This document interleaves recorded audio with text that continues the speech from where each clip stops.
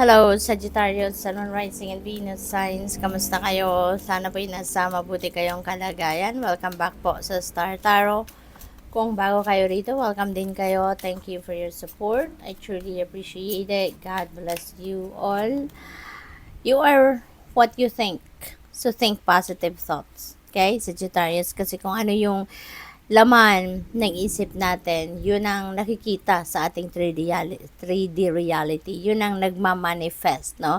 Sa ating 3D reality. Kaya importante na positibo lang, no? Ang isipin natin para positibo lang din ang mga pangyayari, magagandang pangyayari lang ang ma-experience natin sa buhay natin. Okay? What else? We have believe in miracles. Ayan. So, paalala din ito sa inyo na maniwala kayo sa mga miracles because miracles do happen. Pag naniniwala kayo na may mga miracles talaga na nag-unfold sa buhay ng tao, you will definitely witness, no? Miracles will unfold right before your eyes. What else? We have life is what you make of it. Be brave and reach for the stars. Okay? We are all equipped, no? With talents, skills, and gifts. Kaya maging matapang kayo, maging matibay ang inyong loob, no? Na gawin, no? Ang mga mag-take action kayo para marating ninyo ang mga pangarap ninyo. Okay? We are all equipped. Lahat tayo meron tayong binigay na kakayanan, no, ang universe para magawa natin na abutin, no, ang ating mga pangarap, ang ating mga goals sa buhay. Okay?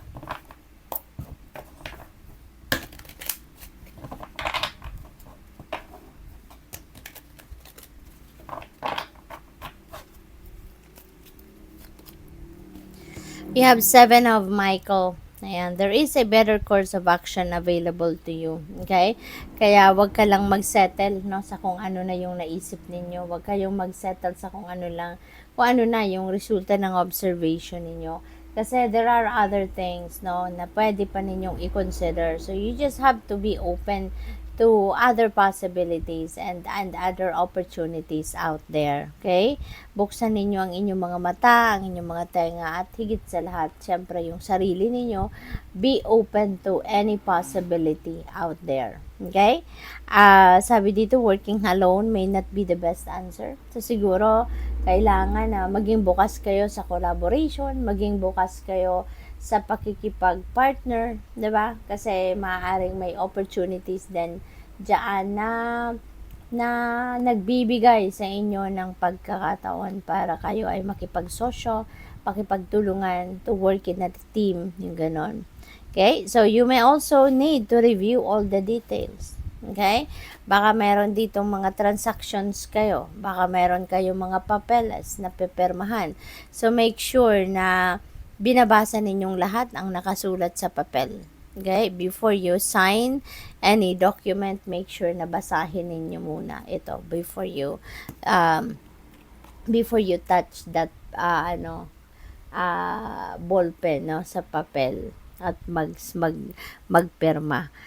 We have solutions, success that comes from objective compromise, self-control and patience, forgiving and healing energy.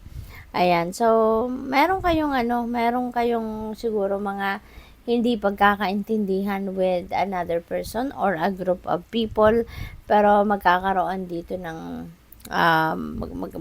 magkakaayos din kayo, magre-reconcile din kayo dahil baka kayo ay maaaring mag-agree kayo na pumasok sa isang compromise so that mag-meet halfway kayo na kung sino man ito na meron kayong hindi pagkakaintindihan. Okay? Control your galit, control your emotions, no? Dahil wala namang maitutulong, no, yung galit, yung hatred, 'di ba? Yung tension, walang maitutulong 'yan or walang maidudulot na maganda sa kahit anumang klaseng pakikipag-usap or relationship, no? So you need to just be patient. Paandarin ang inyong pagpapasensya sa ngayon, no, at habaan, no, ang inyong pag-iintindi. para na magkaayos ang kayo at ng kung sino man ang taong meron kayong hindi pagkakaintindihan. We have justice. Ayan. So, rulings made in your favor. Kung meron kayong ipinaglalaban sa korte, no?